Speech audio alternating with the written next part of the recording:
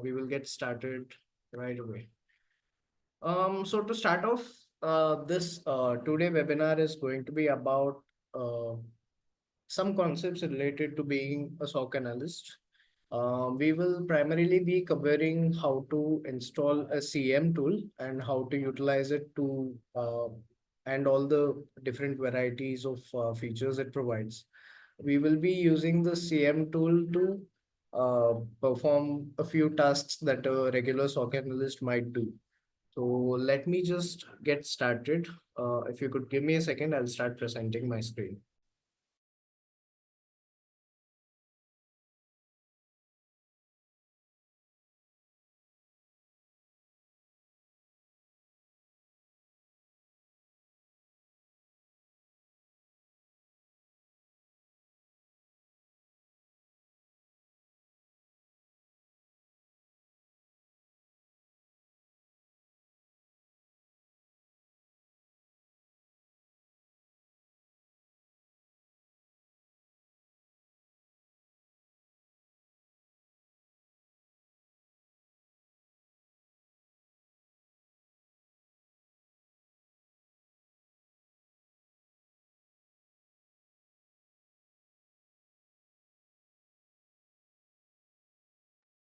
All right. Hope my screen's visible. To start off with today, we will be covering a tool called Wazoo. It's a CM tool, SIEM. I hope everyone is familiar with the concept. If not, let me just explain it for you. A CM tool, SIEM, is what basically takes care of. Uh, Sorry, just give me a second.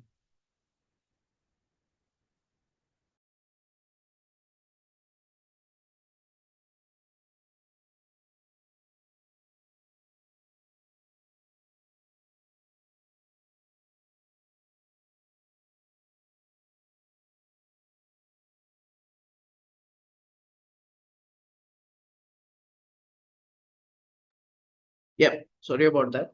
So, an SIEM tool is basically what you would use for security incidents and event management. This is a very standard piece of the tooling you would use as a SOC analyst. So, when you're running your security operations day to day, when you're handling security for a large organization, SIEM is one of the tools which you would use as part of your tool set as a SOC analyst to be able to uh, perform your everyday tasks. So SIEM basically collects information from different sources, from different digital assets across your organization, organizes them into one single repository of information, which can then be queried and analyzed to be able to find security incidents as well as to take responses in a proper manner. The tool which we are going to cover today is called Wazoo, WAZUH. It is open source and it is basically used as a CM tool as well as an XDR. XDR is basically extended detection and response, where it also helps you to detect and respond to threats in an automated way.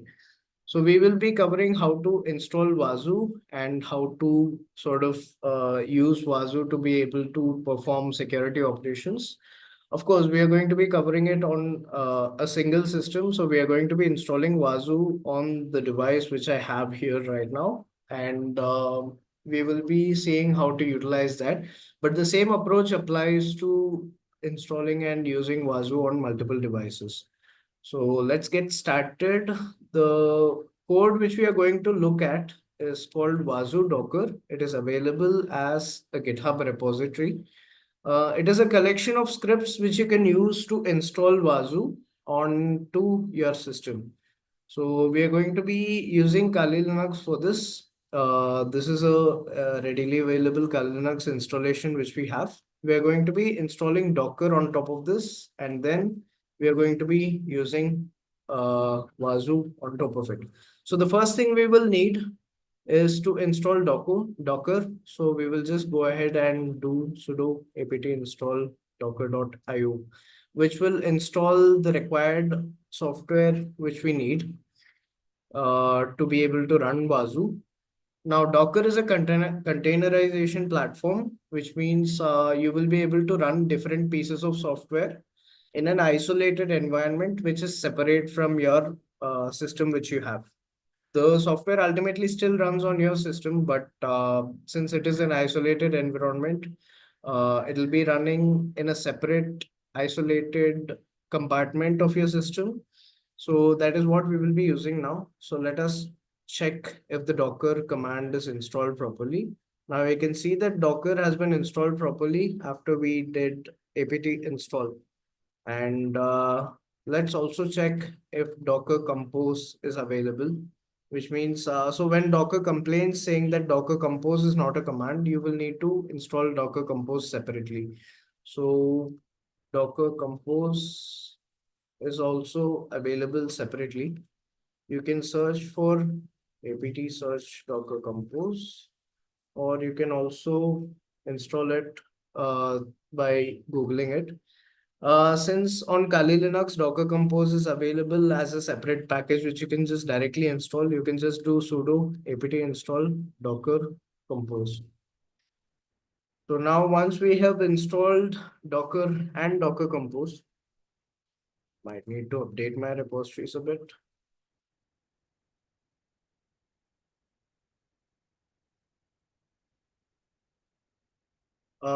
This time around, it threw me an error saying that it has not been able to download a few files. So I just need to run an apt update before I install Docker Compose. So let's wait for this to complete. And after this is completed, we can go ahead and install Docker Compose also. Now I do apt install Docker Compose. Docker Compose will be fetched, downloaded, and installed onto my system. All right, so now we have set up Docker and Docker Compose. The next thing to do would be to copy this code base Wazoo Docker onto your system. This is a repository which is available publicly, so we can just copy it and use Git to clone it. We will be creating a separate folder to hold all of our data, and we will be cloning the Wazoo Docker repository onto this folder. So now this is a fairly collected scripts, a collected number of scripts which you can use to install Wazoo.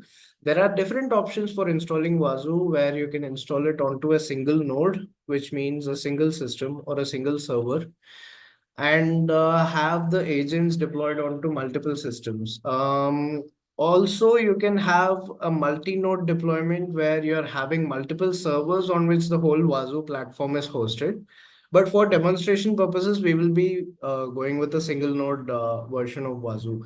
So once we are done cloning the Wazoo repository, we can just switch into the Wazoo repository folder. And let me just pull up a code editor here to sort of see what files we are working with. So the Wazoo Docker repository has a single node folder under which there is a docker compose.yaml file. This is the file which specifies the configuration on how to set up Wazoo to be able to run it on a single node. So we will be using this to sort of set up everything, set up Wazoo onto our system. So let's go into the single node folder and we will be running this generate certificates first.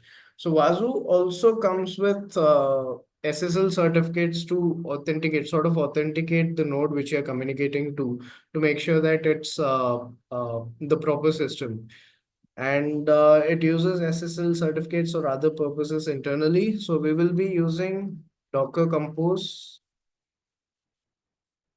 run -f generate certs.yaml generator. So this generate certs.yaml is a prerequisite before we go for the actual Wazoo platform. This is a specific tool which will generate all the certificates which are needed for us. And then we will be able to run the main Wazoo platform. So we will be running using Docker Compose.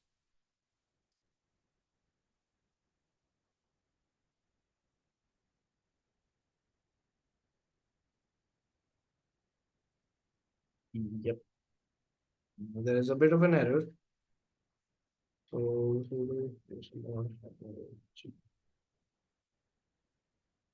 so after we have installed Docker, one of the more key things which we need to do is to add our current user to the Docker group.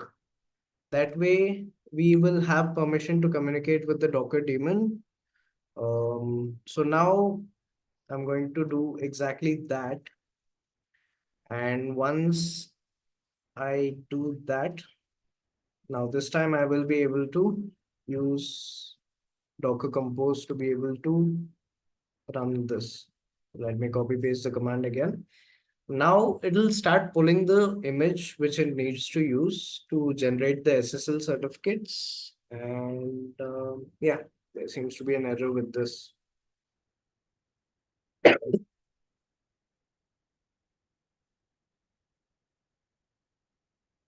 So let us just search for this in Docker Hub and see if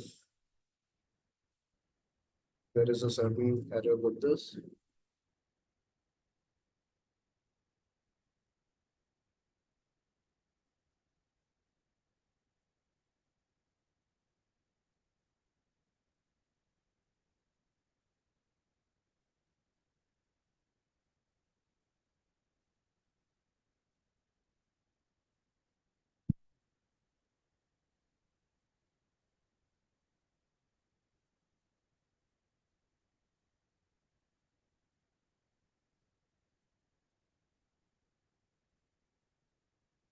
So apparently there seems to be a problem with the tags which are available for the Wazoo certification tool. And it also says that this repository does not have any tags available. This is a bit of a thing. So let us go here.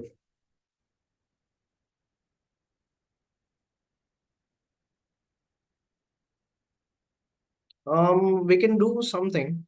What we can do is look at Wazoo's quick start to see what they recommend as far as yep, there is a specific tag which we have to check out on Git. So if you look at the installation guide for Wazoo, you will see um, that there is a specific tag which they want us to check out. So looking at the repository, the branches which we have, version 4.9.1, for example, is something we can use. So we're going to be doing that. We will check out which tags Wazoo has, and we will use the latest stable tag, which is 4.8.1. So before we go for the actual deployment, make sure to check out version 4.8.1. And now we can start using this. Docker compose, hyphen run generator. This time it'll start pulling the proper image and start generating our SSL certificates. So as I was mentioning, the SSL certificates which are needed to make this work is something which is a prerequisite. So this generator image will take care of generating the certificates which is needed by Wazoo.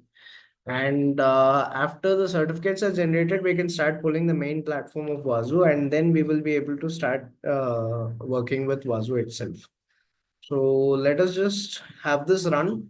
And once the certificates are generated, we can start working with the main platform. In the meantime, if anyone has any questions, you guys can message in the chat. I'll enable chat for a few moments, and you guys can drop your questions in the chat.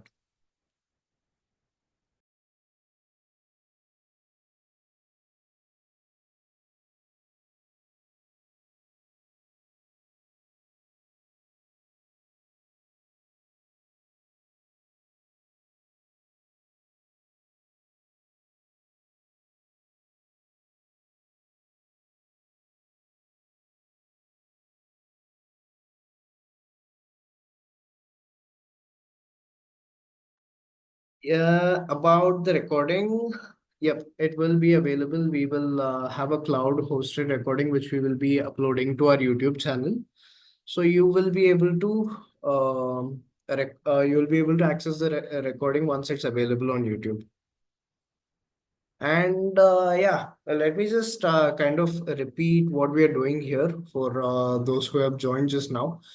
We are going to be using a CM tool called Wazoo to sort of explore what we can do as a SOC analyst. This one tool will be used uh, to sort of demonstrate the capabilities and the tool sets which we are going to use.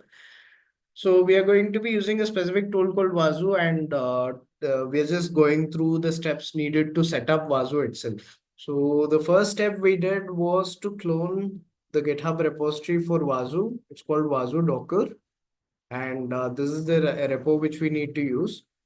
Once we have cloned this repository onto our local system, we need to check out a specific version of that software. If you go to the tags section over here, you will see version 4.8.1, for example. So this is the specific version which we need to check out. So I had done that by using git clone to sort of clone the repository at first. And the second thing I did was checking out that specific tag by using git checkout. And after I've checked out that tag, I run the first command which is needed to generate the SSL certificates for Wazoo. And after we are done with that, the next command will be to sort of go ahead and start installing Wazoo itself. Now, Wazoo is a system which has multiple components to it. It has three different components. It has a manager, it has an indexer, and it also has so basically a lot of different components. So it is a very extensive platform. It is based on Elasticsearch. So for those of you who are familiar with Elasticsearch, Wazoo is a abstraction which is built on top of it, which is basically uh, used to collect logs from different sources, analyze the logs, and to produce alerts. So yeah, while this is going on in the background, that's what we have done right now. We have generated the certificates and we have used Docker Compose to start the Wazoo platform. It will pull all the different images which are needed for the platform to work as a whole. And once all the images are pulled, it will set up everything locally to initialize the Wazoo platform. And after everything is done, we will be able to um, use the Wazoo platform. So while the installation is going on, any other questions? Is there any other way to install Wazoo except for the command shell? I mean, yeah, if you are really good at it, you can go ahead and write a Python script which can do that. I would not specifically look for anything else. I mean, there's one straightforward way to do it.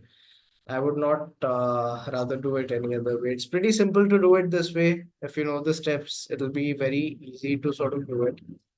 And yeah, I wouldn't really look for other ways to install it. And why would we go for Wazoo? Do we have any other platform like Wazoo? Of course, we have a lot of different platforms where uh, SIEM tools are there. We have Splunk, we have a lot of different other platforms. Here, I specifically am demonstrating Wazoo, so that is what we will be covering. And not to say that other platforms are less capable or more capable. They all have their unique set of features, and we're just choosing one thing to sort of explore its features. At the end of the day, I could keep going and demonstrate multiple platforms, or I'd rather just talk about multiple platforms. But it always helps to sort of explore everything end to end first. So that is why we are picking one specific thing, Wazoo, and we are going to look at it end to end. Here we are installing Wazoo onto our system and starting to use it so that we get a feel of how it works and what the available features are. And are we following Wazoo documentation for installation? Of course, yeah, we are following Wazoo's documentation for installation, just cloning their GitHub repo, which is what they themselves recommend.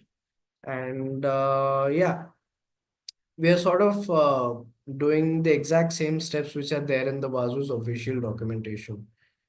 And yeah, for those of you who have joined just now, the tool is a CM tool. Of course, yeah, we see a lot of responses there already. So thanks for pitching in there. And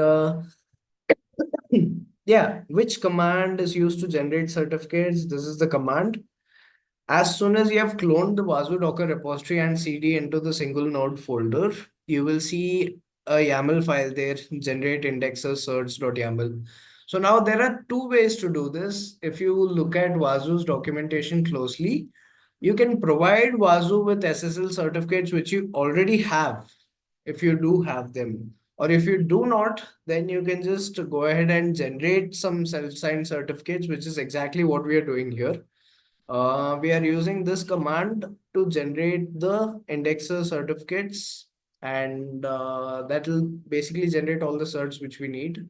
And after that, you will be able to bootstrap the main Wazoo platform. Now, there's a bit of a delay with the download itself, so let me just cancel it and start it again. Um,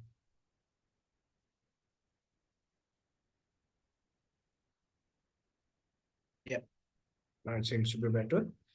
Yeah, can you show how to install it on a Kubernetes cluster? Yeah, that's sort of out of scope for the scope of this webinar.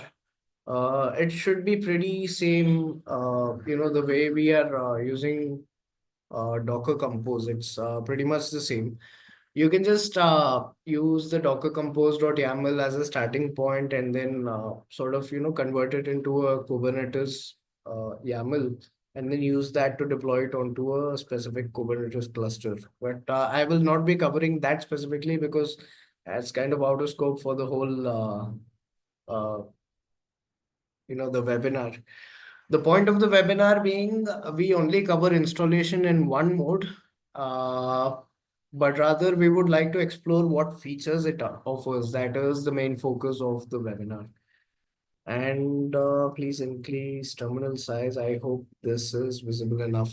Now, if I increase it any further than this, the lines will start breaking into multiple lines and it might become a little bit more difficult. And for those of you who are asking which is the best, of course, each tool has its advantages and disadvantages. I don't want to stick to any specific tools or any opinions here. Each tool has its own advantages and disadvantages. Some features of Wazoo might not be available in Splunk or any other tool which you might come across. It is always best to form these opinions on your own by actually going out and exploring these tools and sort of getting a feel for what kind of features they offer.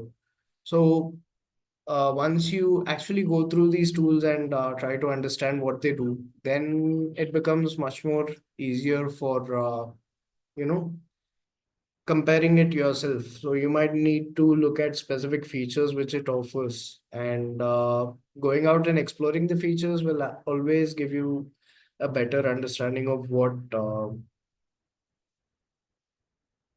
features each tool offers.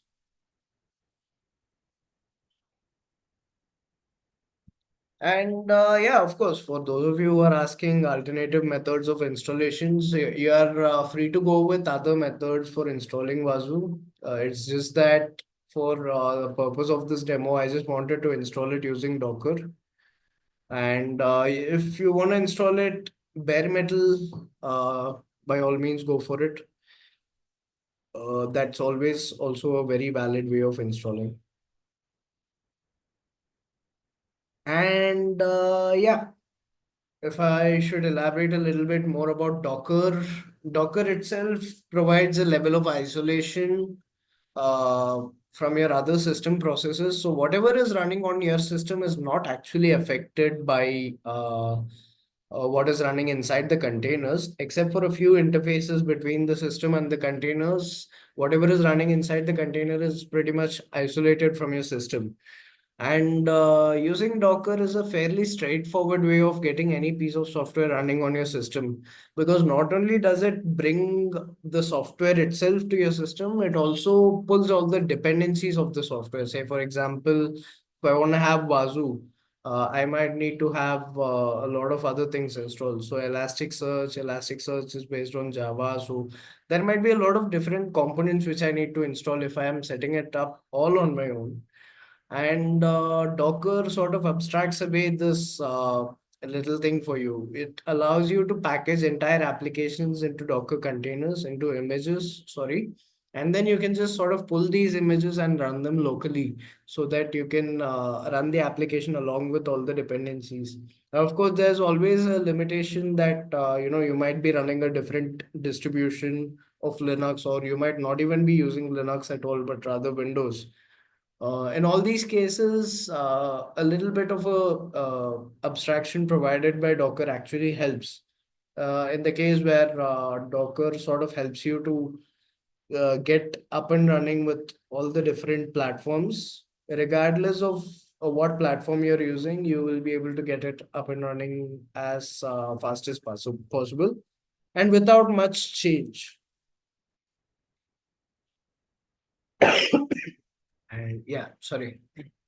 Course, you could use Ansible for installing Wazoo as soon as you know what the list of commands, or you could just draft up a playbook for sort of installing it onto any system you want. But I wouldn't see the point using Ansible because, as far as I understand, Ansible is sort of used for provisioning environments in bulk.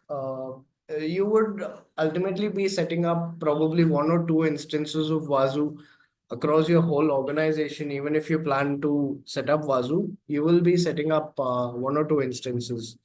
Now, running a couple of commands is almost as straightforward as say writing an Ansible playbook. I would rather argue that it's even more straightforward. So yes, getting back to this, we have set up Wazoo. So now we should be able to visit HTTPS localhost, and we should be able to see Wazoo. Now the first part here, which says potential security risk ahead, is because of the self-signed certificates which we had generated. Since it is not a certificate which is widely recognized, if it's since it's a self-signed certificate, it'll warn you about the SSL certificate. You can just go to advanced and then accept the risk and continue, or whatever is there on your browser to sort of bypass this specific check. Once you're done, you will be presented with the login screen of Wazoo. So now if you had followed the same steps which I had followed, using Docker Compose to install Wazoo, then the default username is admin and the default password is secret password, which is very well documented in their own documentation. So this is the default username and this is the default password. So let's not save it. And once we are done logged in, now we should be able to see Wazoo's main dashboard. Now, this is sort of a summary of whatever information is there across the whole platform. You have the agent summary, you have the last 24-hour alerts, and you have different menus which you can use to get started. These are all different dashboards which you have, and you can use either of these dashboards to get started. So now the key thing to note here is Wazoo sort of follows a agent-based architecture where for each system you want to monitor on your network or on your organization, you need to install a specific piece of software called the Wazoo agent on that system. And only then the Wazoo server will be able to sort of monitor whatever is going on inside that system. So Wazoo server is a centralized component and Wazoo agent is a downloadable module which you will need to download and install for each system you would like to monitor.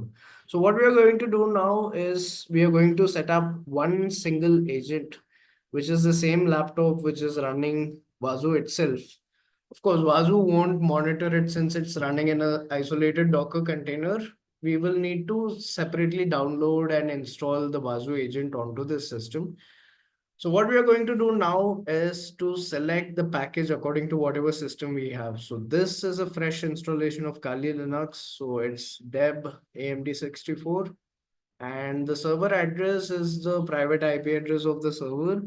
In this case, we might as well just use 127.0.0.1, since that is the same server on which Vasu is running and the same laptop from which I'm going to install the Vasu agent on. Now you would typically use the public IP address or at least a more replaceable private IP address. Say, for example, my local wireless network IP address is something which I can use. But I'm not going to do that. I'm just going to use 127.0.0.1. And assigning an agent name, if you want, you can assign a sample agent name here. Just put the name as sample. If you scroll down, it will show you what commands you will need to execute and to set up the Vasu agent on your local system. So we're just going to go ahead and copy this and we're going to paste it into our terminal. So let's come out of the Vasu Docker folder and let's download the rest of the files here. So now it's two commands. One is to download a specific deb file onto your system. And the second command is to install it using dpkg, which is the package installer for Ubuntu based systems. So yeah, the first command sort of takes care of downloading it, and the second command will install the package onto your system. So in this case, we are using the Vasu agent package, which means the Vasu agent will be downloaded and installed onto our system. So once this is done, in a few moments, you will be able to see the Vasu agent popping up in the Vasu dashboard. So now installing this package will give you a service which is listed on your system. It's called Vasu-agent. So you can just put systemctl status Vasu-agent to sort of check out if the service is installed properly onto your system and whether it's up and running. So now if you can check here, Vasu agent, the service is disabled, which means it's not actually started. So what we are going to do is we are going to enable and start the Vasu agent. The commands for that are listed out here. You just need to copy them and you need to paste them again here. So the first command reloads all the unit files. The second command enables the Vasu agent service to run on startup. And the final command here actually starts the Vasu agent service. So once we are done with that, we can check the status of the Vasu agent and we will see that it has started running. And very soon, in a few moments, it'll connect to the Vasu server, which we have over here, and start communicating with it. So now I click on close after I have done with the agent setup. I can click on close and I will be taken back to a screen called endpoint summary. So now this gives a list of endpoints which the the analyst can monitor to see which endpoints are active. So here, one endpoint is basically one device which you have installed the Vasu agent on. It might be a Windows system, it might be a Linux system, or it might even be Mac, or it might be a Raspberry Pi, or whatever you choose to install Vasu agent on. So one endpoint here equals one system which has an installation of the Vasu agent. Here we can see the summary saying there is one active endpoint right now, and none are disconnected, none are pending, and none are never connected. So the never connected endpoints are basically endpoints which have been created inside the Vasu dashboard but have not actually been connected. Right now, there's no such case where we have never connected endpoints, but yeah, and it also shows you that this is the last enrolled agent and also shows you which is the most active agent in terms of the information which is being transmitted to the Vasu server. So now, and below in the agents table, you will see a few details about the agents, telling you its IP address and telling you which groups it is part of, telling you what operating system it's running. Here we have Kali Linux installation. So it tells you that it's Kali Linux operating system, and it will tell you which node it is enrolled to. Now, this is not relevant because we are running Vasu on just a single node. But for cases where it's running on multiple nodes, it might be relevant to see which node it is actually communicating with. And it also tells you the agent version. If the version of the Vasu agent is outdated, you might need to update the Vasu agent before you are able to use newer features which is provided by the Vasu agent. Shows you a status where it's either active or inactive. And if it is active, it means that the agent is connected to the Vasu server and it is communicating properly. Now, there are two other actions.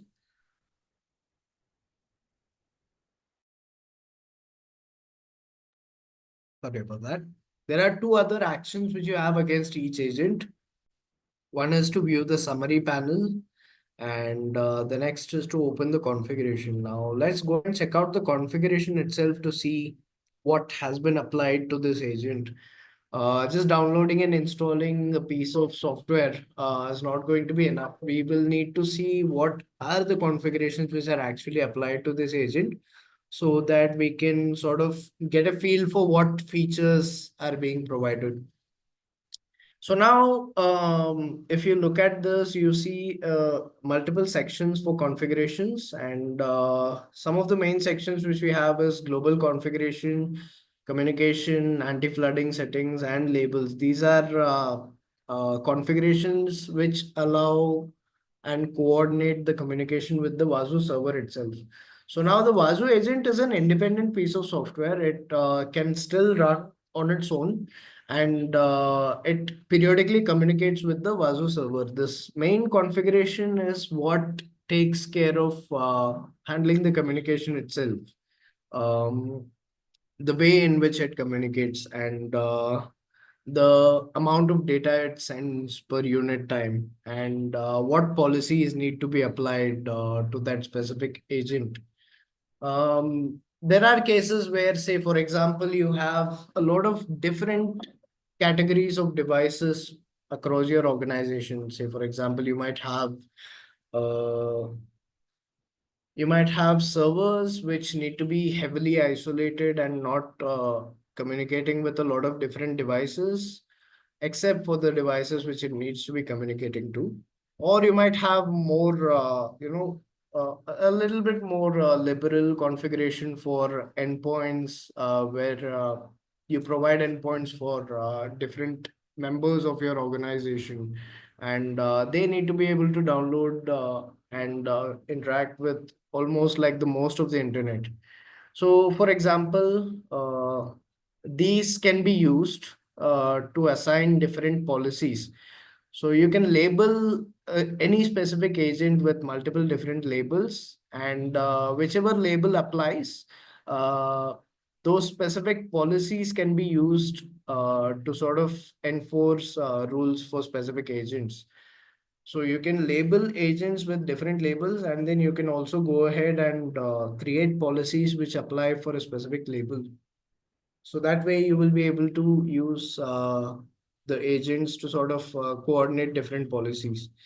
And yeah, coming down to the actual meat and potatoes of what Vasu offers, you have policy monitoring, which ensures that compliance is achieved with different security policies and standards.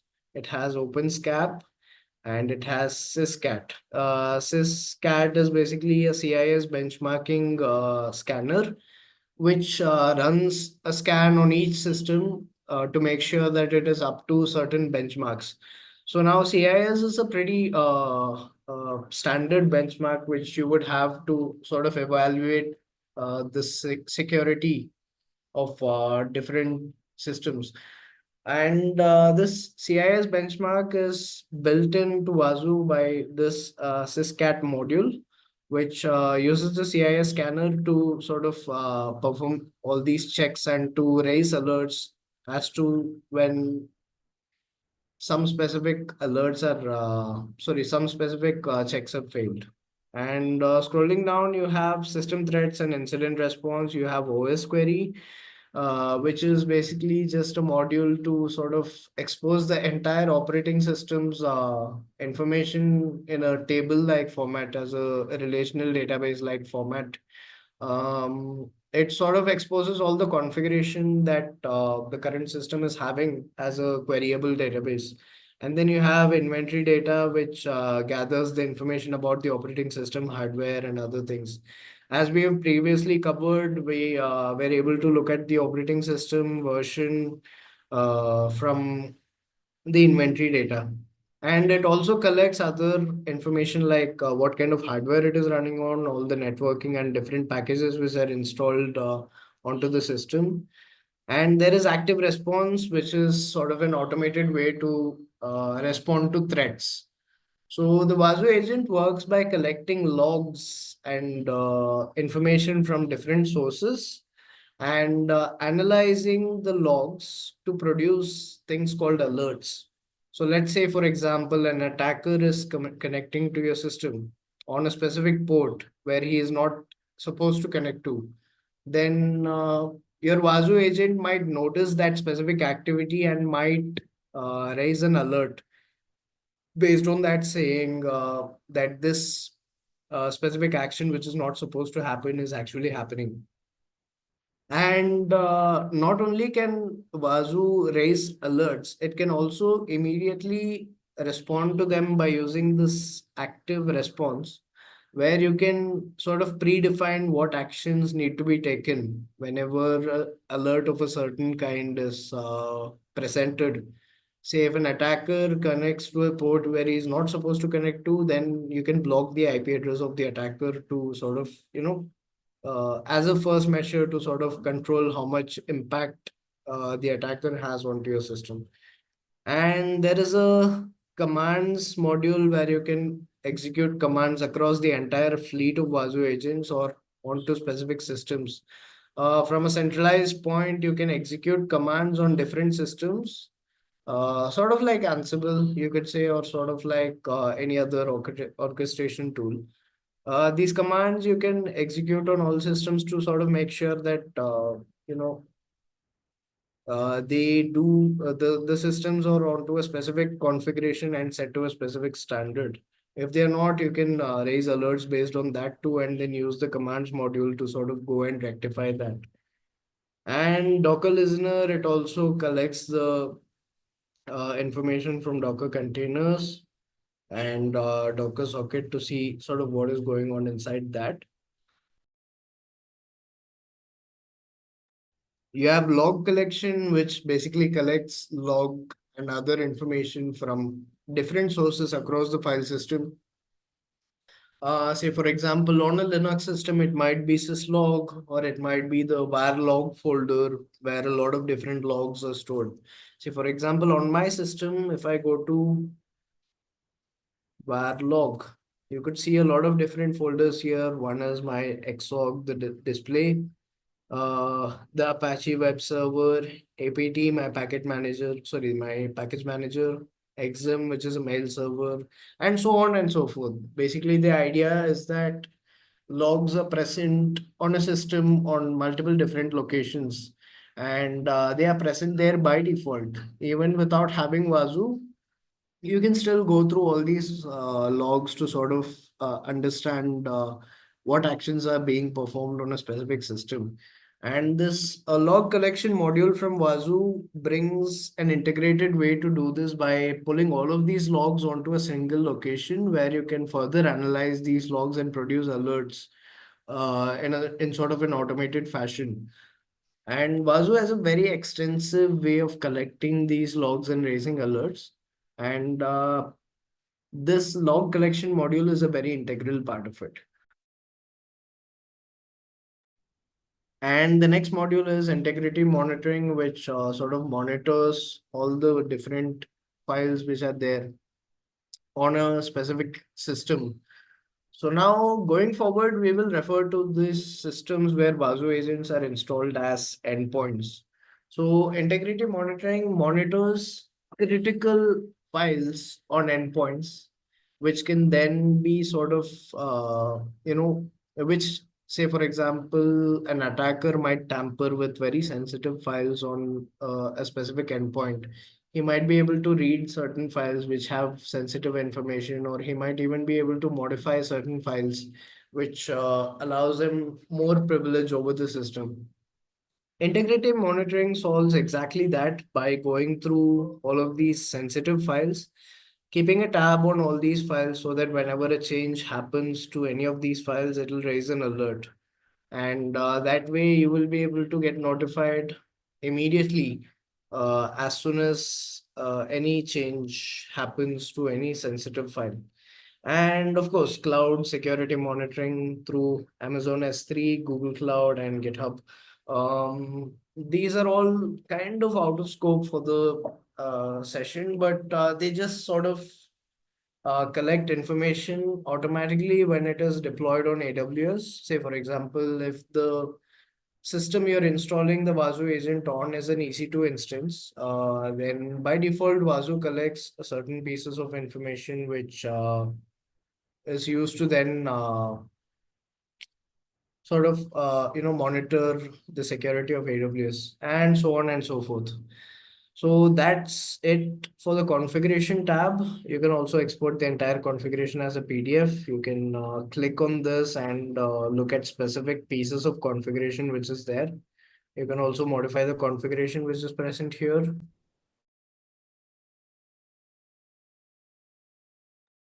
And yeah, you can go through all of these on your own to sort of understand the significance of each piece of information which is out here. And going back to the endpoint summary page, there is one other thing here to view the summary panel, which goes into this page. This summary panel is basically where you would see all the specific pieces of information which is related to the endpoint. Say, for example, you have different tabs like threat hunting, file integrity monitoring, configuration assessment, and so on and so forth. This presents you with a wide dashboard where you can look at all the different things which are present here. So let's start up with compliance. Say, for example, you can look at PCI DSS or GDPR or whichever compliance standards are there. Um, you can see all these different items which are covered under compliance for this, and you will be able to see what are the specific um, rules which are there against each compliance. Say, for example, if I clear out PCI DSS here and go to the events tab for this, you will be able to see what events have transpired related to that. And yeah, let's go back to the dashboard. And from here, you will be able to select specific, you know, compliance standards. And you'll also be able to see alerts which violate that specific compliance. Say, for example, if you go to the events tab here, if you expand on a specific anomaly detection event, say, for example, it'll tell me that this file is owned by root and has write permissions for anyone. Say, for example, it'll be a specific file and so on and so forth, which is being recognized by the PCI DSS module and raises an alert for non-compliance of that specific control.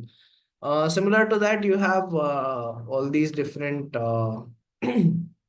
rules which are there, and it will also show you which rule is being violated.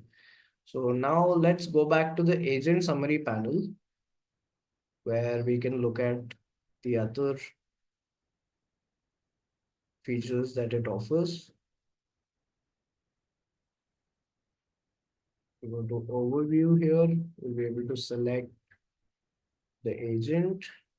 You go to active agent, you can start looking at the agent summary panel. And yeah, let's just dismiss these. And that would be it for compliance. You will be able to select which standard applies and you will be able to see all the alerts which are related to that standard.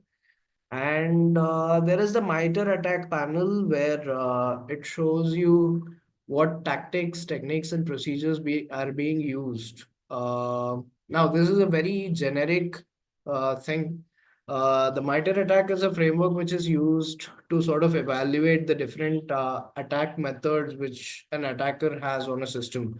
Um, you have all these tactics right from information gathering up until privilege escalation and maintaining backdoors persistence. And there are specific procedures and specific techniques used by attackers in each step of the kill chain. See, for example, an attacker who might want to gather information on a specific system might do so by conducting an nmap scan on the system to identify which ports are open. Now, that will come under information gathering, and that is also detectable. Say, for example, if you see a large amount of TCP connects coming into a system within a short interval of time, there will be the capability to detect that by looking at the amount of incoming connections versus the amount of time it has taken. Say, for example, for 1 second, you can see if you can see more than 10 connection attempts originating from a single IP address, then you will be able to sort of identify that it's a port scan. And based on that, oh yeah, sorry, just give me a second.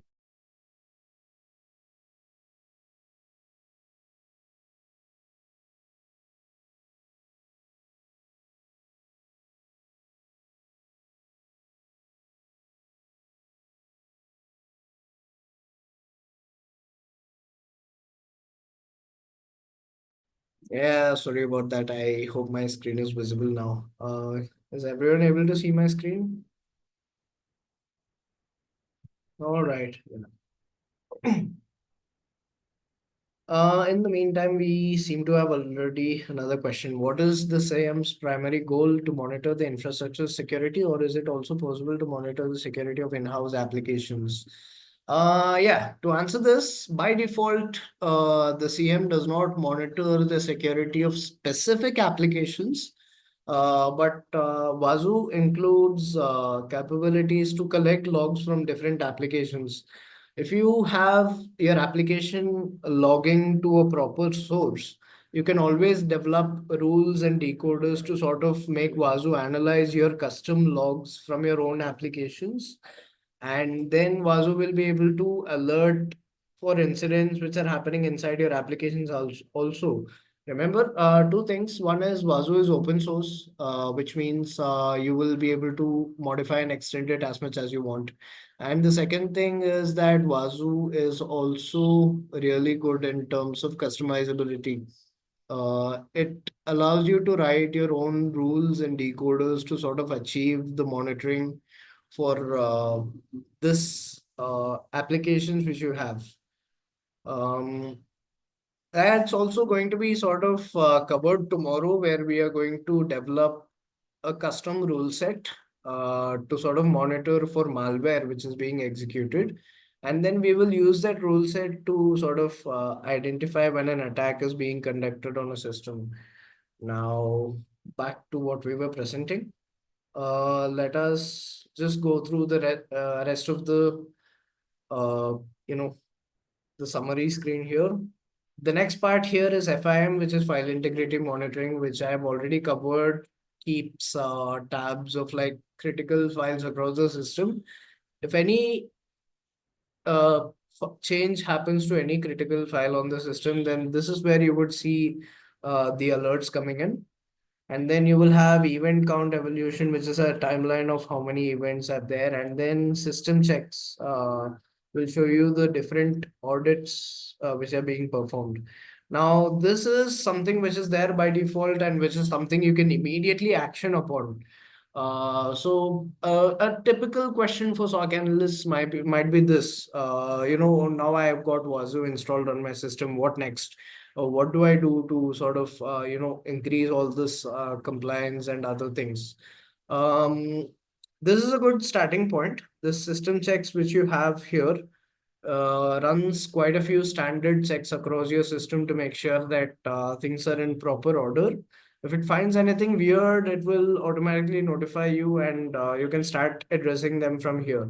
These checks are standardized and sort of provided in such a manner that they are applicable on a wide variety of scenarios. So let's go ahead and open this system audit for our agent. Here our agent, which is called sample, which we just onboarded now. A system check has already been done on this agent, and it also shows you what checks have passed and what checks have failed. So let us just search for failed checks and we will see what results it's showing us. So for example, since I have the OpenSSH server installed on this specific system, it raises a bunch of alerts related to SSH hardening. So for example, SSH hardening, it tells me that the port which it is listening on should not be 22 and the protocol should be explicitly set to 2. So there are two versions of SSH, SSH1 and SSH2.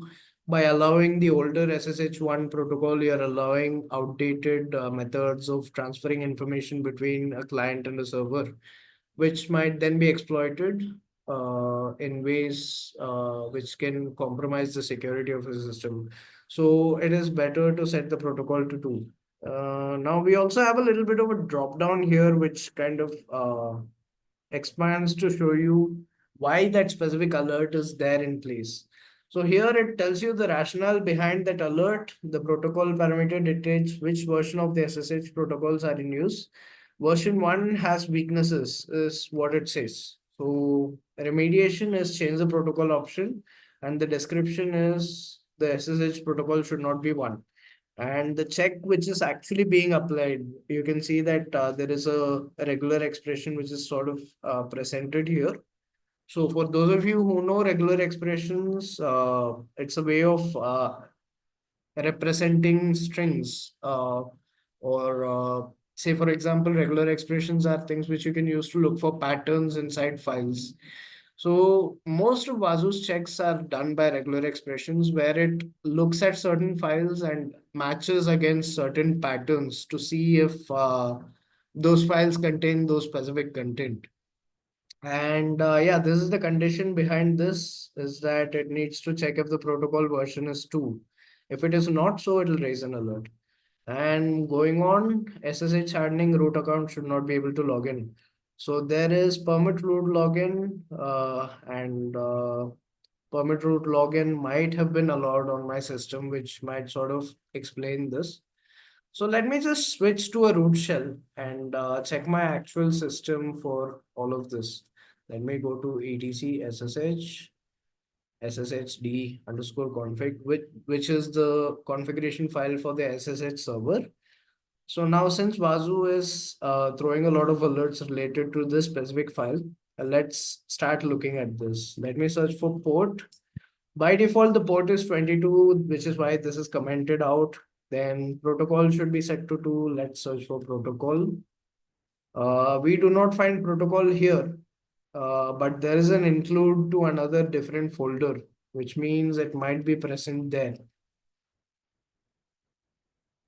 Since there is no files here, which means whatever is there in my SSHD config is the only thing which is here. Since there is no protocol, SSH by default assumes the protocol to be 1 or 2. So now explicitly specifying protocol 1 or 2 will be a much more efficient way of doing this. This just might get rid of the specific alert which is here. And the next part is root account should not be allowed to log in. So let's search for that. Permit root login. So permit root login is left at its default, which is prohibit password, which means if the root account has an SSH key, they will still be able to log in. But root account should not be able to log in is what Vasu recommends. It tells you that in any case, through SSH, the root account should not directly be able to log in. And which makes sense from a security standpoint. If, for example, the SSH key gets compromised, then an attacker immediately gets root access to the system.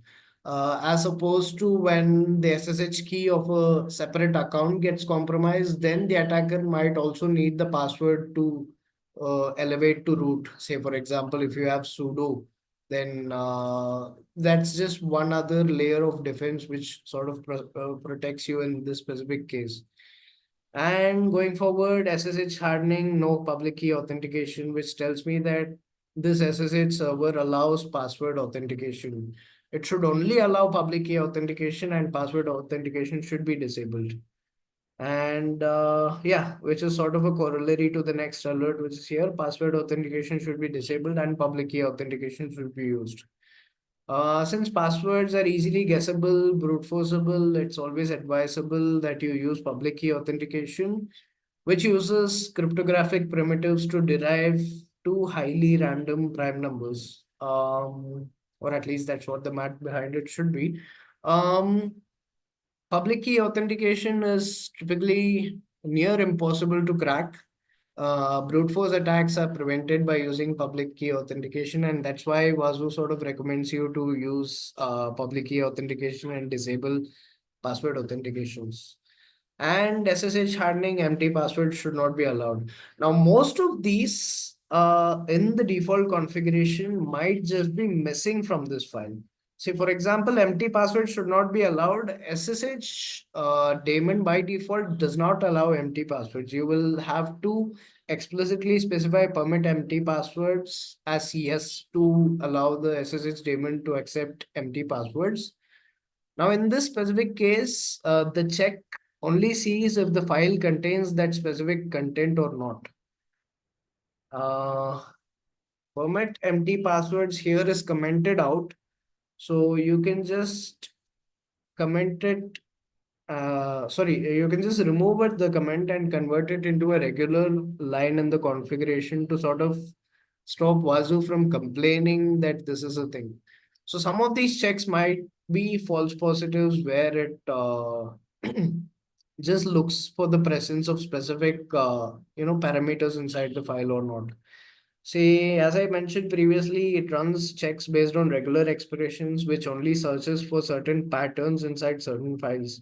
So now if the specific pattern is not there in the specific file, regardless of whether the setting is by default allowed or not, or regardless of whether it is not needed there, Vasu will still complain, saying that you will have to put this line into this file. So now, still, this is something which is better to be specified explicitly. Explicit is better than implicit when it comes to matters of security. If you assume that permit empty passwords is no by default and don't explicitly put it in your configuration file, then you might be surprised when you come across a system where permit and empty passwords is yes by default and you forget to put it in there. So for that reason, we can still consider this a valid alert and not really a false positive. And let's just scroll down and look at the rest of the alerts. R host or S host should not be used for authentication. Uh, you should not authenticate based on IP addresses or host names. You will have to only authenticate based on the actual authentication material, like the public key which is being used. Grace time should be 1 minute or less. You need to allow the password to be entered within only a minute and not more than a minute. As soon as the attacker connects to it and does stays idle for more than a minute, password should no longer be accepted, and so on and so forth. I hope you all get the gist of SSH hardening right now. Let's move on to a different page. Now the second page is filled with a little bit more information and alerts, which are sort of relevant for other aspects of your system. Say, for example, you have this for PAM. PAM is pluggable authentication, which is a common authentication protocol for Linux systems. This is how most authentication is performed in Linux systems. And PAM is a framework which is available by default for any aspect of the system to be used. Say, for example, if you want to develop your own program that wants to use PAM to authenticate a person, or if you want to develop a program that acts as an authentication helper for PAM, helps to authenticate a person, then PAM is sort of extensible in that way. Anyways, so the recommendation here is that ensure lockout for failed password attempts is configured, which means if a user attempts an incorrect password more than let's say 3 or 5 number of times, then a lockout policy should be specified where the user account is automatically disabled. Um, so that's sort of it. And then one more is ensure password expiration is 365 days or less, which means every time a user logs in, the password check should be conducted to see if the password is more than 1 year old. And Vasu recommends that by default you rotate your passwords every year or so. Now you can make it more stringent and you can make it into such that, say for example, some standards might dictate that you need to change your passwords more often. Uh, Say for example, it might be PCI DSS or some other piece of compliance which you need to sort of have a tighter deadline for password expiration. So yeah, you're more than welcome to go ahead and customize the password expiration to sort of be less than 90 days, for example. But yeah, as a general guideline, Vasu recommends that every account's password expiration is at least set to 1 year. And finally, ensure audit D service is enabled. Now, audit D is a key part of this whole ecosystem. Uh, audit D is a auditing service which is provided by the Linux kernel. It writes to files on the file system whenever a certain event happens across the kernel or across the whole operating system. Say, for example, if someone initiates a connection to a specific IP address and a specific port number, you can have it audited, you can have it written into a log file.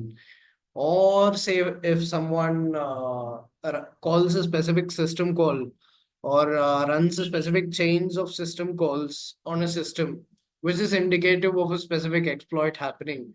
Say, for example, escalation exploits typically happen by attackers calling a bunch of system calls in a specific order. You can write fingerprints for those and you can sort of have them logged. All of these is possible using audit D. And for audit D to be enabled, Vasu alerts you that you have to have audit D enabled so that Vasu will be able to pick up information off of audit D also. All right. Sorry. Going forward, Vasu also tells you that audit D needs to be enabled to sort of be able to pick up information from there too. And that just gives you more visibility into your system as to what is happening. Now, as I told you, audit is something which again you'll need to customize to be able to detect your own events or your own things from happening. Audit doesn't uh, alert when a privilege escalation happens by default, for example, but yeah, it has the capability to be expanded into something like that. So that would be it for the system audit. You have a lot of different modules here and a lot of different checks which are conducted. And you can also look at the checks which we have passed. The failed tests are something which is a good place to start fixing. But the past tests are something which you can look at and sort of feel proud about. And you have uh, ensure passwords in Shadow are hashed with SHA 512 or stronger. What is this? SHA 256. Yeah. So make sure that the shadow file is hashed using a more advanced hashing algorithm and not just using outdated algorithms like MD5, which is something which we have passed over here. If you check your shadow file, you might see that most modern distributions use a really strong method of hashing. Now, if you go and install the Vasu agent on a very old distribution of Ubuntu, say for example, you might see that an alert is raised for this saying that the system is using MD5 for storing hashes in the shadow database. And that might be something which you will need to address on that specific system. And in this case, this is not really something which is a problem since it's already secure by default. And ensure SE Linux or AppArmor are installed. We have both SE Linux. No, we have AppArmor installed by default on Kali, so this check passes by default. SE Linux and AppArmor are sandboxes, pieces of software that limit what other pieces of software can do on a system. Say, for example, you develop an application which is intended for calculating, mathematical expressions. It only needs to be able to take input from the user and print something onto the screen. It does not need access to files. It does not need access to the network. It does not need access to memory. Of course, memory as much as it needs, but it does not need access to raw memory, for example, and so on and so forth. So SE Linux and AppArmor are two different solutions which allow you to do this sort of build a sandbox around your application where you can define policies as to what your application can do and then enforce these policies while your application is running. So,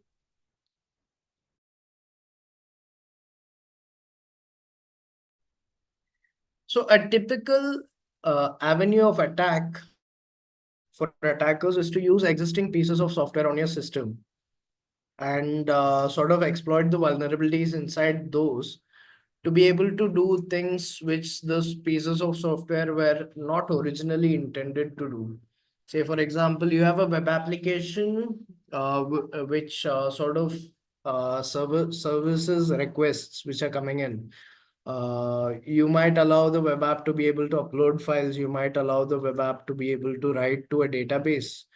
But you might not need the web application to be able to execute system commands. In which case you can sort of dictate a policy saying that this web application should not have access to these specific system calls. Say, for example, it should not be able to fork or it should not be able to execute these specific system calls like execve and so on. SE Linux and AppArmor are both solutions which you can use to formally develop these kind of policies and enforce it on your application. And yeah, again, this specific check passed because we have AppArmor installed on our system. And ensure CUPS is not enabled. CUPS is Common Unix Printing Service, and that is typically used when you want to accept print jobs from other systems. Now, if this system were a printer and it needs to be able to accept printing jobs from other systems, then it would make sense to ensure CUPS is enabled. But in this case, we do not need CUPS because this is not really a system which can print anything. So yeah, if the system does not need print jobs or accept print jobs from other systems, it is recommended that CUPS be disabled to reduce the potential attack surface. Now, there are a few pieces of software which have like a very notorious history of bugs and exploits, CUPS being one of them. If you just Google for CUPS exploit Linux, for example, you will see a lot of different vulnerabilities which are present against the CUPS service. You might be able to look at something on exploit DB, for example, which says you can directly get remote command execution on a system which has CUPS less than 2.0.3 installed. And similar to that, you will have a bunch of different CVEs and exploits related to CUPS. So the rationale behind this is that since CUPS is a very notorious service which has had a history of vulnerabilities, it's safer to entirely disable the service altogether if you do not need it. And we have passed that check also. And again, there are checks which are not applicable. Say, for example, ensure retry options is less than three, ensure passwords contain at least one digit, and yeah, some of these checks might not be applicable, and that just shows up as not applicable here. You also get a very good summary of like 18% score, which sort of tells you where the system is standing security wise as compared to other systems across your inventory.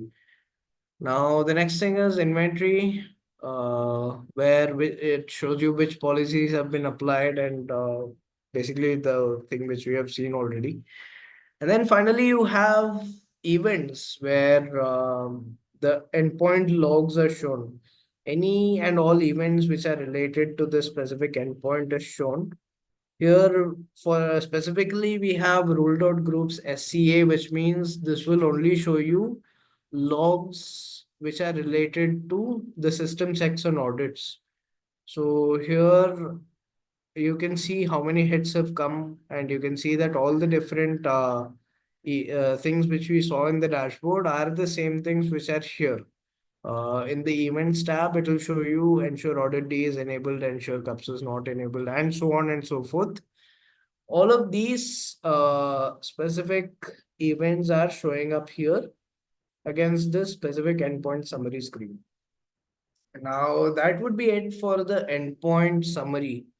We also have different views and different presents in Vazu's dashboard, where you can go ahead and create your own dashboards, or you can use one of the pre-existing dashboards.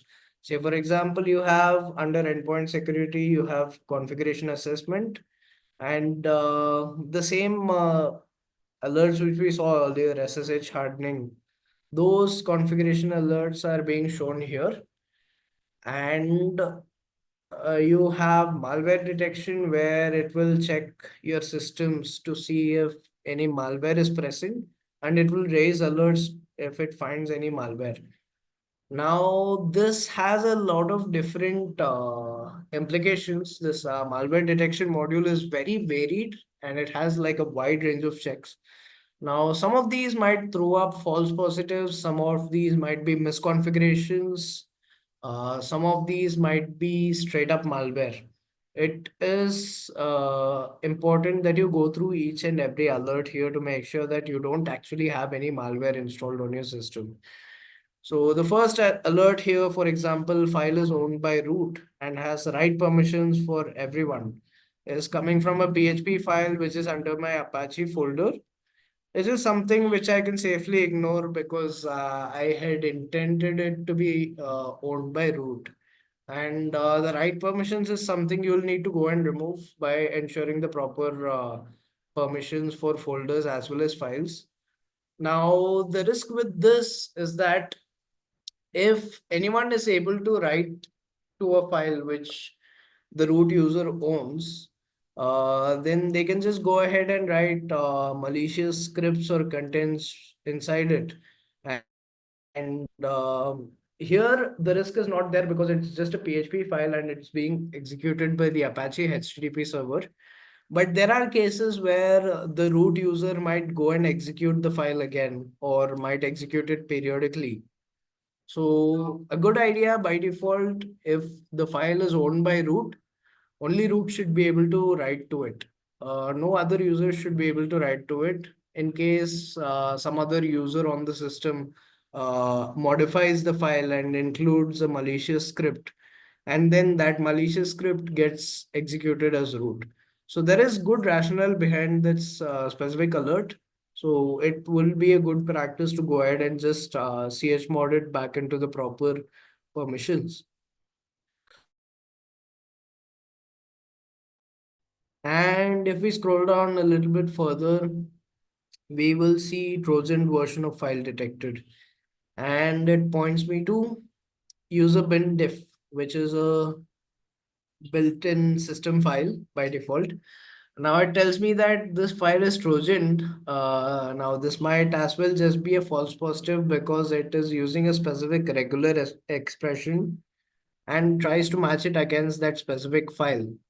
So now if you run strings against diff, for example, you'll see that these specific strings might be there in that specific file, and they might be there for good reason.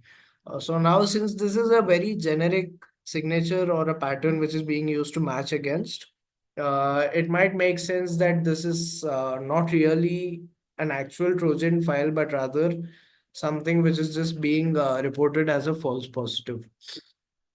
And yeah, so this is the malware detection dashboard where you can see events related to malware across the whole agent fleet. And yeah, You again, malware detection, you have both false positives as well as true positives. So it's really important that you pay close attention to malware detection so that you make sure that nothing malicious is slipping by. Might be filled with a lot of noise initially, but it's up to the SOC analyst to be able to refine the rules so that the false positives get filtered out and only the true positives are inside the dashboard. Now, again, there is file integrity monitoring, and there are no events related to FIM since we have not actually triggered any events. We have not made any changes to key system files. Say, for example, if I go and add a user onto my system, then that might trigger a FIM alert here, um, and so on. Then we have threat intelligence where you can do threat hunting. There is a threat hunting dashboard which sort of shows you the different events which are related to threat hunting. This is a comprehensive view of the entire logs for a specific agent. So here it shows you all events related to agent ID 001, regardless of whether it comes from the file integrity monitoring module or whether it comes from syscheck or whether it comes from somewhere else. System audit, it can be any different source. So this threat hunting dashboard is something which you can use to sort of correlate events between different aspects of the system. Say, for example, an attacker's approach onto a system is very varied. Once he hacks into a system, he can write to a specific file which is owned by root to escalate privileges. Then he might replace a system file with a backdoored version of a file. And then he might just go and enable port 22 or enable empty passwords. You get the gist. An attacker's actions on a system after it is compromised can be very varied. For this case, you have this threat hunting dashboard where all the events which are related to a specific system are shown right in a single view.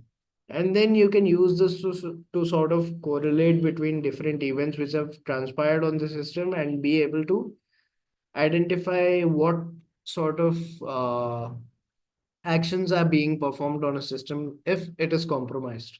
If it's not, then well and good. This just gives you a complete log of what has happened on the system since the beginning of time. Now, moving on, after threat hunting, you have vulnerability detection, which checks to see if there are any vulnerabilities present on that specific system. Now, it tells me by default if I go here, it gives me a bunch of vulnerable software. I can go to events over here and I can try to look at that. Or I can just, right now, I do not see anything under events. So I can just go to the dashboard and see what are the specific vulnerabilities. So say, for example, this is CVE 2023-26112.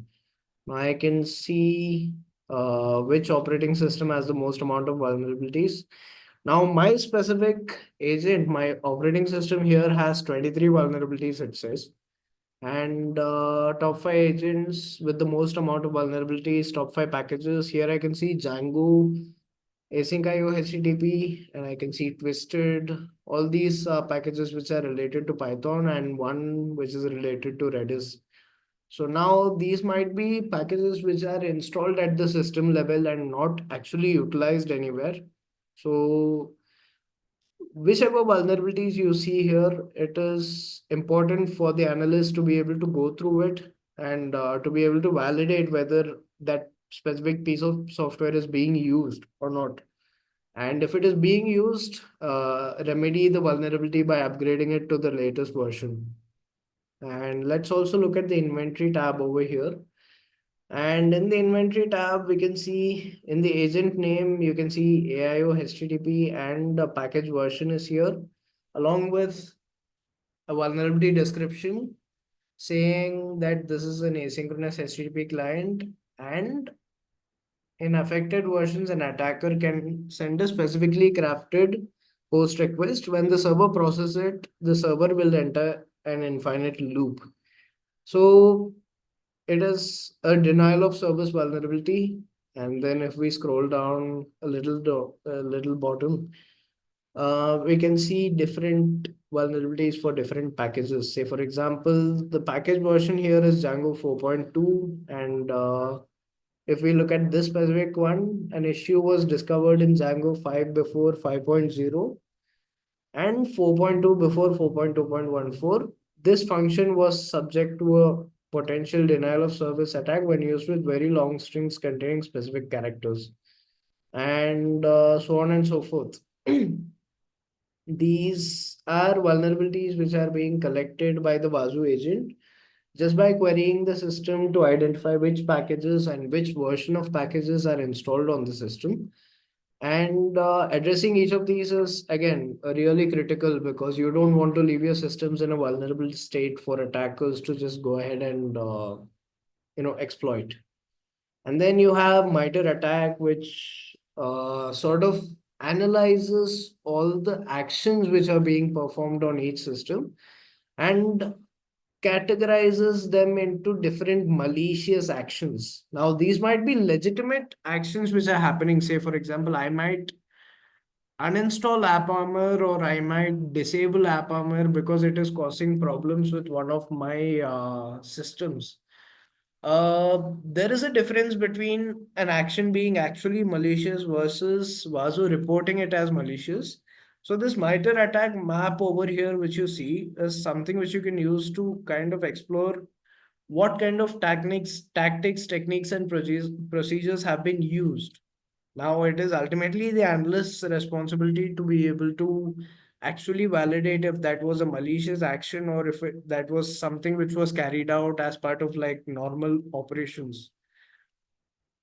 So if you see here, alerts, evolution over time, and then you have top tactics, which is defense evasion. You have rule levels by attack, and you have MITRE attacks by tactic, and you have rule level by tactic. If you go to the intelligence tab over here, you will be able to see all the different sources, the threat intelligence sources. And you also have the framework tab over here where you can go and select specific tactics and then you can see what has actually happened. Say, for example, this disable or modify tools is an alert which is popped up very recently. And I can see what specific events have been recently caused, which is related, which is related to this specific rule. Here, for example, Vasu agent stopped is the alert, indicating that this Vasu agent has stopped at a specific time, and that is being logged here so that the analyst can get to know that this is something which might be significant because an attacker might decide to disable all antivirus, malware, XDR, CM, you name it, before he actually proceeds with whatever he wants to do. So that's typically part of evasion where he wants the amount of alerts to be reduced.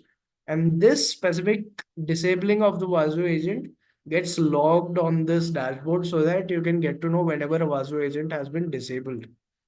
Now, this specific one got disabled when we restarted the service for Vasu. So this is fine. But there might be cases where attackers legitimately go and disable the Vasu agent. And you can again take a look at all the different events which have transpired since the beginning of time, which is related to the MITRE ATT&CK framework. And yeah, that would be it.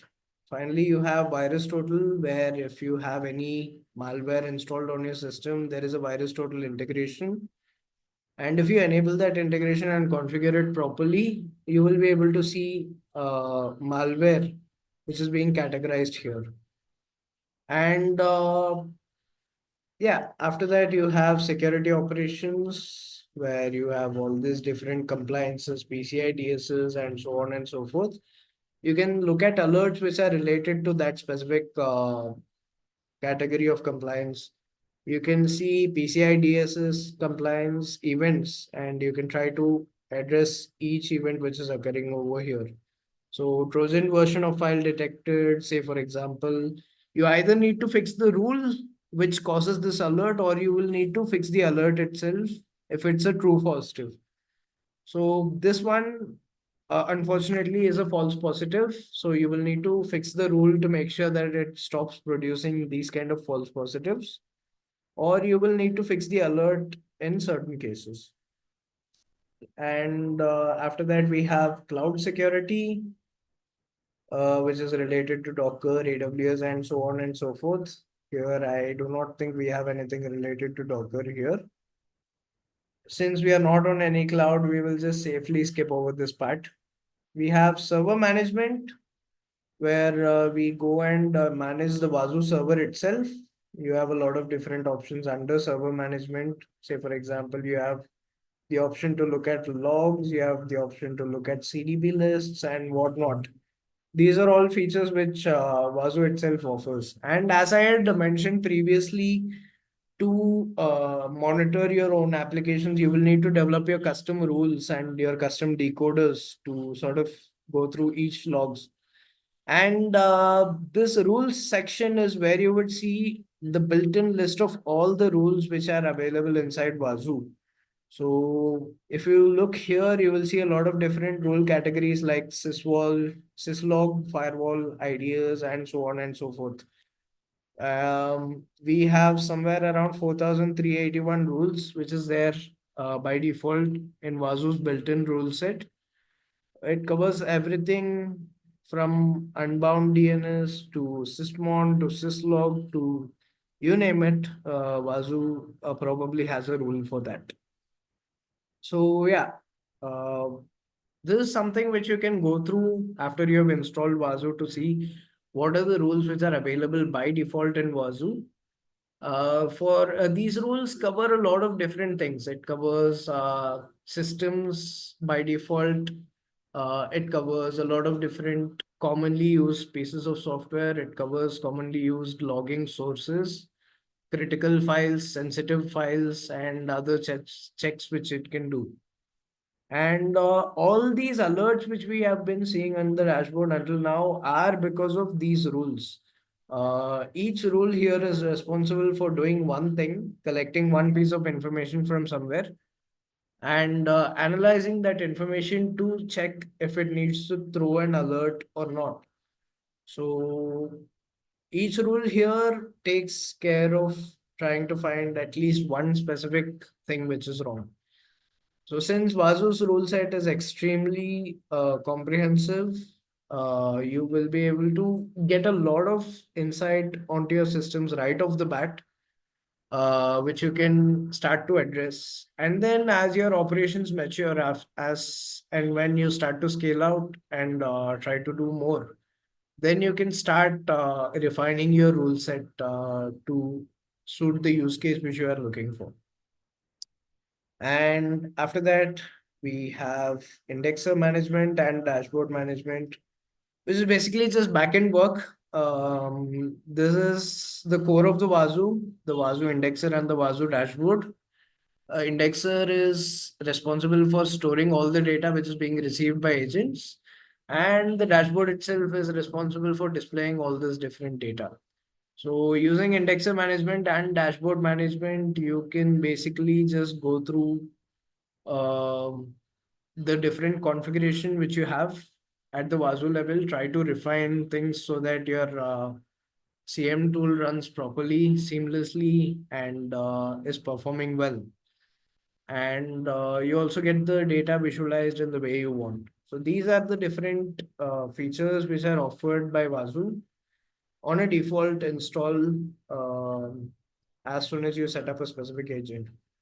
So to summarize, we have covered generating certificates for Wazoo and setting up Wazoo on a single node deployment using Docker.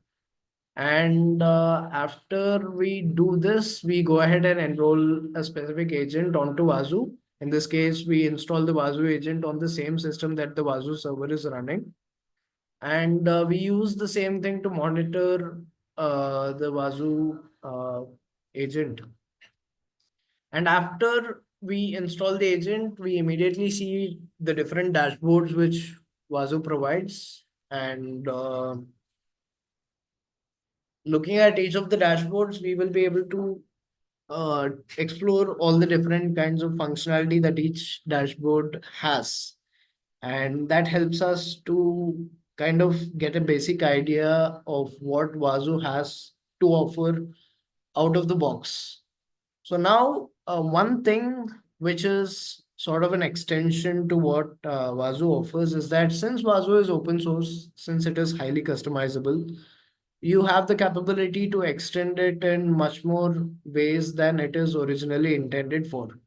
You can monitor your own applications, you can build security automations so that when specific alerts are triggered, you can automatically take action on those. And you can do a lot more stuff with Wazoo than what is available out of the box. And we will be looking at one such example tomorrow where we are downloading a live malware onto a system and executing it. And then we will see how to set up rules and defenses to detect, protect, and respond to these kind of events. And yeah, I think that should be it for today. I'll be glad to take questions from all of you for the next few minutes. Anything at all which is related to Wazoo. Let me just also scroll back for some time. I see a lot of questions have already here. And how do you decide which role is needed? Why is there a need to create a specific role? Other than compliance, any other answer? You decide which rules are needed based on the threat model you're facing. So now something which is complementary to SOC analysts is threat modeling. You basically form up a model of what you think an organization's key risks are. Say, for example, if it's a banking application or if it's a banking organization, obviously all the money is your key risk. The database which stores your customers' account balances, that would be the most important piece of asset to protect. And you would want to develop rules which monitor your DBMS very closely to see which user is authenticating from which IP address at what time and from which location and so on and so forth. So now, based on the threat model, you will develop an idea of which assets need to be monitored the most. And even in those assets, which specific sections of these assets need to be monitored in a very close way. So to answer your question, we need to decide which rule is created based on what the threat model is and what the most relevant threats are. Um, Coming to decide what the most relevant threats are, it's ultimately the risk. It's ultimately the job of the person who is handling this risk, and they will go through the threat model. They will go through the organization's objectives as well as the criticality of the business data to be able to identify which assets are the most important and what to monitor for. And yeah, going to the next question. Can we install agents in personal Windows laptops to see event on Wazoo? Of course, this is a personal laptop, and I had installed a Wazoo agent here. And this is a Linux system, of course, there's a difference there. But but the procedure is similar. You can install a Wazoo agent on a Windows laptop also to see what events are being happening. And in Windows, there is this thing called the event viewer, where any similar to Wazoo, I would say, any key piece of information which is related to the security of a system is collected and cataloged in a single place called the Windows Event Viewer, where each event which is critical to the security of system is identified by a unique identifier. Say, for example, a user account was created, you'll see it in event viewer under a specific event ID. One advantage is that Wazoo also collects from the event viewer, which means in Windows, this is one of the locations which will be monitored continuously. It'll start looking at the event viewer logs and automatically start pushing all those values onto the Wazoo server. You can go ahead and install the Wazoo agent and try to see the events, and you will get a good feel of what is going to be transferred. And attendance कब और कैसा लगानी है? I'll share a link. You guys can fill out your names there. Um, is Wazoo only compatible with Linux base for installation? Oh, that's interesting. I think Wazoo may not be as straightforward to install on Windows. If you want to install it on Windows, go ahead and give it a shot. I'm pretty sure you or someone can pull it off. I've never done it before, and I have not thought about that specific question. So yeah, can we implement or integrate SOAR capabilities in Wazoo? SOAR, yeah, security orchestration. Wazoo's active response sort of acts like a SOAR, in that you already have a database of alerts. Users need to be able to execute specific commands and specific automations in terms of whenever a specific alert happens. So yes, Wazoo's active response is something which is which you can utilize to sort of implement SOAR capabilities inside Wazoo itself. Active response monitors for specific rules, monitors for specific alerts.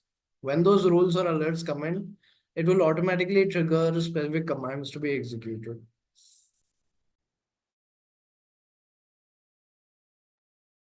And yeah, this will be recorded and published on YouTube. How to push Wazoo agent in endpoint computer? I really don't understand the question. I think you might be referring to how to automatically install the Wazoo agent onto a bunch of computers, either using something like, Ansible. Yeah, of course, you can use tools like Ansible to like install Wazoo agents in bulk. So if you go to the agent onboarding page, if you go here, you go to agent summary.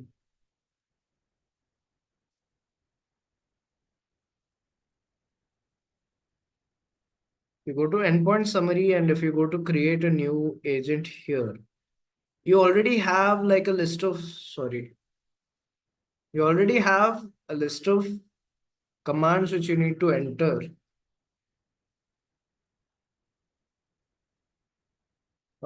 to install the Wazoo agent onto a specific system. Now, these commands are just one wget and sudo dpkg install.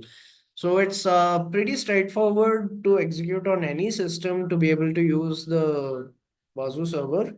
So yeah, to answer your question, you can use something similar. You can write an Ansible playbook or something to sort of automate the installation onto like a bunch of systems. See, when you're setting up a SOC, when you're initially establishing it, the key thing is to get your SOC up and running as soon as possible and to get as much coverage as possible. Now, Wazoo is very friendly that way that you can install all of these agents in bulk in a very rapid manner, in a very rapid fashion. So, yeah, to answer your question in short, you can write an Ansible playbook or some sort of an automation to be able to onboard these very fast.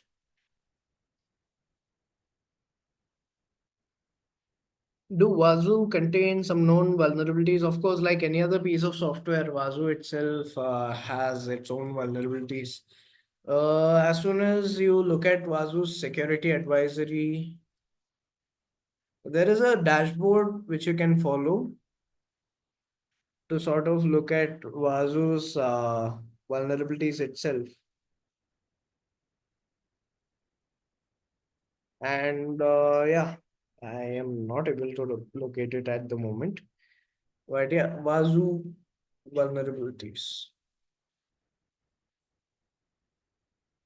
Now this talks about vulnerability detection using Wazoo. You might be able to look at this CVE details. Yep. So here it shows what are the vulnerabilities which are present in Wazoo itself. And you can sort of keep following this CV details dashboard for Wazoo to be able to identify it. Or you can also look at Wazoo's own security advisories dashboard, which is over here. So if you go to security here, you will see the different advisories which are present, which are published by Wazoo themselves. And yeah, like any other piece of software, Wazoo has vulnerabilities, and you can follow this specific um, dashboard to sort of stay in touch with the latest vulnerabilities which are there in Wazoo. And maybe I think you might have been talking about oh, yeah. There is also this other interpretation of the question. You might have been talking about Wazoo having a database of known vulnerabilities for all the software which you're using. Well, yes, of course, Wazoo also does that.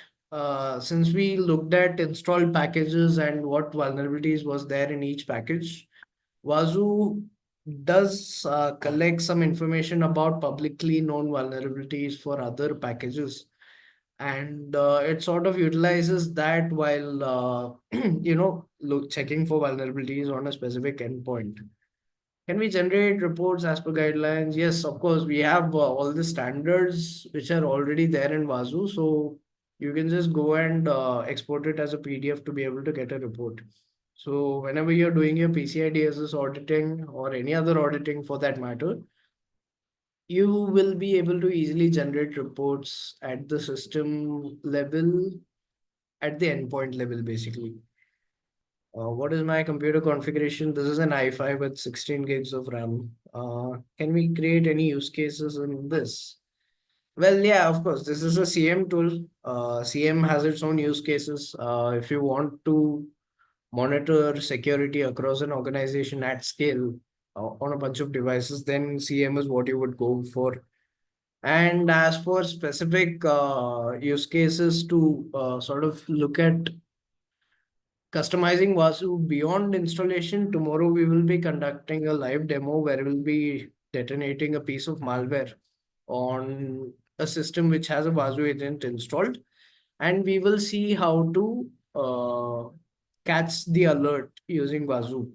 So yeah, as for use case, we will try to explore that specific use case where we will be able to look at that. From where to exclude alerts so they won't trigger in the future, there are a bunch of options. You can reduce the alert level to something below 3 or 2. Wazoo has a reasonable default of 3. So for each alert which Wazoo produces, there are multiple things. One is the alert level, which is a number between 0 and 16. 16 being the most critical and 0 being the least critical, or maybe informational. You can change the level of alerts which are displayed in the dashboard by default. There is a cutoff to all the alerts which are being shown in the dashboard. As in, by default, it will show alerts which are level 3 and above. You can basically go and sorry, you can basically go and change the level threshold so that alerts above a certain level also are shown in the dashboard. Or conversely, you can go and change the specific rules. Say, for example, if you find that rule ID 123 is causing a lot of noise, you can go and change the level of that rule to be something lower. Say, if rule ID 123 is at level 5 right now, you can go and reduce the level to something like 3 or 0 to be able to sort of suppress the amount of noise that the rule creates. And you can also delete that rule entirely from the rule set, or you can inherit that rule and disable it. There's a lot of different ways in which you can disable a specific rule from Wazoo. You just need to know that specific rule ID, and then you will be able to exclude these alerts. How to enable vulnerability detection? It is enabled by default. You saw the screen where we presented vulnerability detection. Yeah, sorry, let me just get this out of the way. How do I do this? Yeah. Now, localhost, go here, vulnerabilities. It's enabled by default, which means it'll automatically start collecting an inventory of known vulnerable packages as soon as the agent is installed on a specific system. There's nothing which you need to do to specifically enable vulnerability detection. Just make sure that you're running the same version of Wazoo as I am, because the default setting might have changed in a different version of Wazoo. And yeah, can we use create use cases in this? Can you show? Yep. As we have previously discussed, the use cases I will show tomorrow. I will be detonating a live malware and creating a rule to catch it. As well as if we have the time, we will be writing an active response query to sort of delete the malware as soon as it gets detected. Comparison between Wazoo and Qualys or any other software, yes, we're not going to be directly comparing anything. Of course, I think the best thing to do would be to go and explore all of these on your own. Explore the capabilities of each by actually setting it up in your local environment. And then finally, you will be able to sort of uh, look at the capabilities. And yeah. If you could all just give me 1 second, I will share the attendance sheet, and I'll still be hovering around for like 5 or 10 minutes answering questions. Um, and I'll share the attendance sheet right now so that all of you all can fill it out.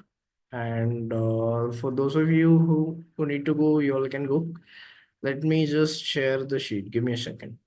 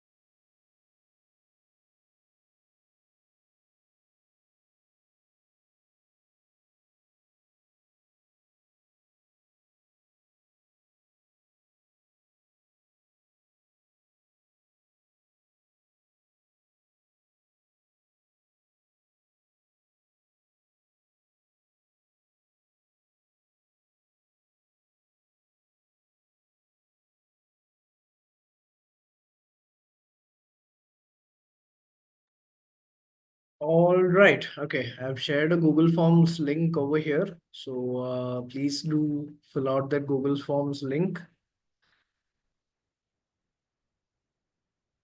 Let me send it to the meeting group chat again. All right. Let me go back.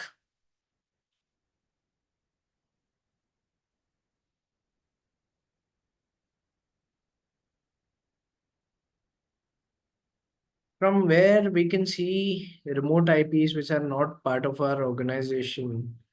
That might be an interesting question. Remote IPs which are not part of our organization. Well, I still don't understand what the question specifically means. As in, where do you want to be able to see it? That is something I would like to know before I'm able to answer that question properly.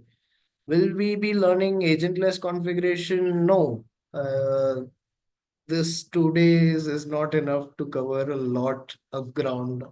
We will be looking at setting up agent. Wazoo is basically an agent-based configuration only. So, yeah. Do we integrate it in GitLab environment? Of course, you can install Wazoo agents on a GitLab server. but I'm not really sure again what this specifically is asking for. What is index and how to work? Okay, indexes are basically like databases in Elasticsearch. If, for example, if you're familiar with tables from MySQL, indexes are something similar to that. Indexes hold relevant pieces of information together, pieces of information called records. And each index is a collection of records, and Wazoo uses multiple indexes to store all this information. Isn't it a Docker containerization though? It should be. Um, Again, not sure. What is your and what is indexer? Yeah, indexer is Wazoo's storage medium. That's where Wazoo stores all of its information, like the logs which it gets from different systems and the alerts and all of the other things. So yeah, Wazoo's indexer is what is used for storing this information, and I hope that answers your question. What is your tip or guideline for the one who is deploying Wazoo first time in an organization? Like what logs are most important? Well, as I pointed out, you can start off with the endpoint summary screen where it shows you a bunch of checkboxes, basically syschecks. The SEA checks are a good place to start to identify points where you need to harden your system. And after that, what logs are most important and how should one gather them? That ultimately depends on the asset owner. The asset owner needs to coordinate with a threat modeling person to sort of identify what kind of threats are being presented. And that once that is determined, then we can identify which log files or which rules are important, or if we need to come up with any custom rules to be able to identify threats.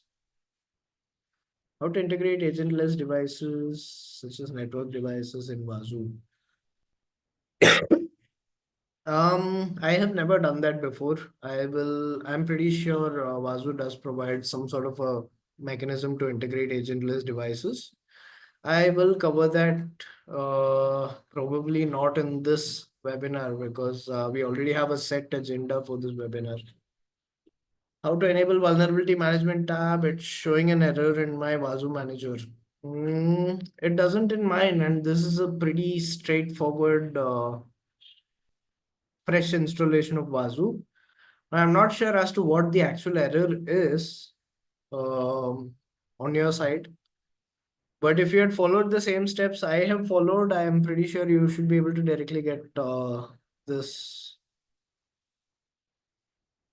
And what is the major difference between Splunk and Razoo? Again, just go out and explore it on your own because uh, you should be able to see what features each one offers and then say for yourself which one is better and which one is more relevant to your specific use case.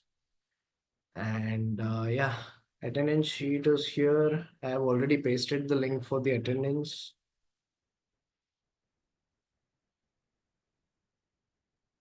Can you show us tomorrow how to create the use case? Please send the attendance link. And yeah, this is most preferable in companies or organizations, Splunk or Osu. Splunk is more famous right now. A lot of organizations seem to be demanding SOC analysts who are more skilled in Splunk. Um, if you are at a position where you can dictate the security policy of an organization, by all means, go ahead with whichever tool you feel is comfortable. I would personally stick with Wazoo as a CM because it is open source and highly customizable. But to answer your question, Splunk is a little bit more in the trend right now because there are huge organizations which are using Wazoo to back their security operations. But they are a little bit more esoteric and they know what they're doing as compared to regular organizations, I would say. How do we install Wazoo on other systems? Now, that's a very broad question. I don't know. If you're talking about the Wazoo server, then use the Docker Compose, install Docker, and then set it up. That's it. There's one Docker Compose file which you need to install Wazoo. And if you're talking about the Wazoo agent, then on the agent onboarding screen, you will see different options for onboarding agents. And yeah, mark your attendance. Well, I have already shared the link, so you all can open the link and mark your attendance. And yeah, it's Let's Defend, a good platform for knowledge purpose. Yeah, I've never heard of Let's Defend. I will go and check this out. Thanks for introducing me to that, I guess. Let's Defend. I'm not sure. I'll have to go and check it out. All right. So I think that should be it. I have reached until the end of the stream right now. Thanks, guys. Thanks for all your time. We will meet tomorrow and we will start looking at the live malware detonation.